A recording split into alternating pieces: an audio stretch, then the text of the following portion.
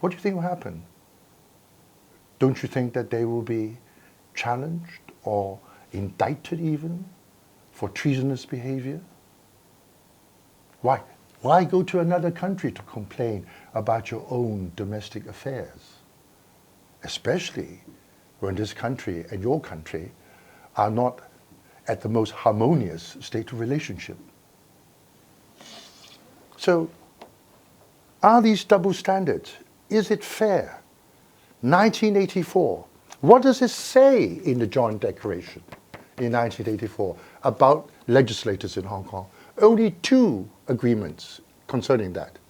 One, they have to be composed of local inhabitants, i.e. not mainland Chinese people, but Hong Kong Chinese nationals, local inhabitants. And the second requirement is that they be returned by elections, not universal suffrage. I mean, after all, it's the British who introduced functional constituencies into Hong Kong in their Green Paper on Proportional Representation in 1985. Everything in Hong Kong, the political system, the judicial system, the executive-led government, are all legacies of the British government, of the colonial government. So, why this argument? The Joint Declaration has a most important feature, if you call it a treaty, that other treaties do not have. Treaties bind signatories. So if China and Britain are signatories to the Sino-British Joint Declaration, it only binds these 2 governments. You can register with the United Nations. It's not ratified by the United Nations, so it's really just registered there. The United Nations will take note that there's this agreement and that Britain and China have entered into a very, it would seem, and it's agreed as a very workable arrangement for the resumption of sovereignty by the Chinese government over Hong Kong. And so, in terms of these 2 participants, they have a right, if the treaty subsists, to complain when the other side doesn't comply with it. Right? But not the people of Hong Kong. It's between the states. The people of Hong Kong doesn't take any benefit. They don't have a right. But that's where the Joint Declaration is very unique amongst all types of treaties and such like agreements, is that at the end of it, in Clause 3, paragraph 12, it states that basically all the contents of this agreement shall be incorporated into a law, a sort of constitution for Hong Kong called the Basic Law, to be passed by the National People's Congress Standing Committee. That's the provision, that not only are there agreements, and these contents of these agreements, if you read it, are called basic policies. It basically a whole set of basic promises called basic policies are based on promises, basic promises by the central government as to how they would deal with Hong Kong.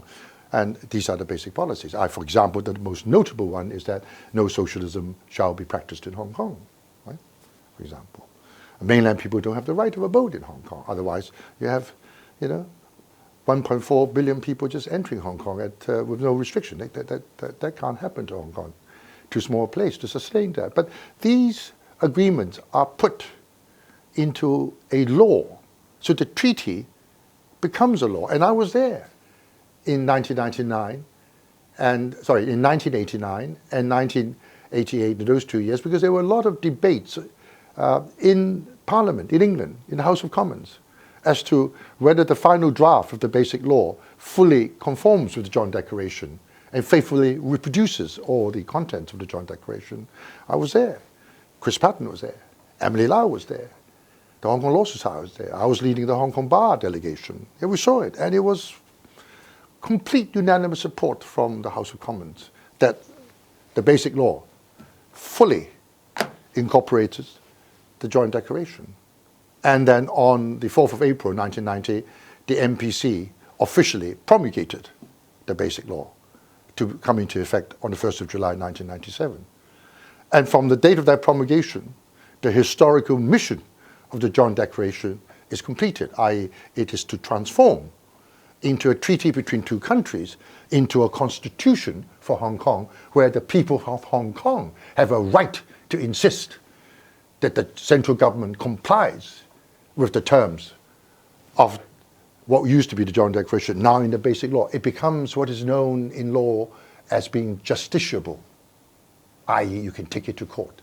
You can take the Hong Kong government to court to judicial review it, saying it breaches, right, the Basic Law. You can't do that with the Joint Declaration. So what is the British government telling the people of Hong Kong? That you haven't read the Basic Law? Or for that matter, haven't really carefully read the Joint Declaration? And ignores all the agreements that came after 1984 with the Joint Liaison Group all the way to the year 2000, which all forms the agreements as part of the Joint Declaration, until the same has been replaced by the Basic Law. Britain, after all, is the country which gave Hong Kong its common law and the rule of law. You are the fountain of rule of law in Hong Kong. So you must set an example, at least, by actually reading the law and explaining why you disagree or agree with it. This is all obvious, patent political posturing. This is one Five Eyes alliance country, the most important one to America, Britain, doing the bidding of the US government, which is to demonize China. Everything is China's fault. COVID-19, China's fault. Right? Imbalance of trade, China's fault. Hong Kong, China's fault. Right?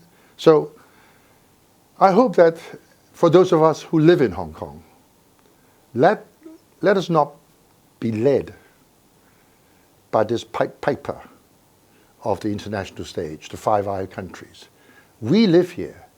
We know how our environment, our freedoms, and our way of life is evolving every day. And if the international narrative is not one that actually is the truth and the reality of the situation in Hong Kong, then we should all look at the matter clearly, talk about it, and make them see that this is all not true. Because it may be foreign policy decision of other countries, but you are talking about the lives of 7 million people in Hong Kong, who is not going to be dismissed by either the US Secretary of State or the British Foreign Secretary simply because an attack on Hong Kong, an attack on China suits their international narrative of the day. Thank you.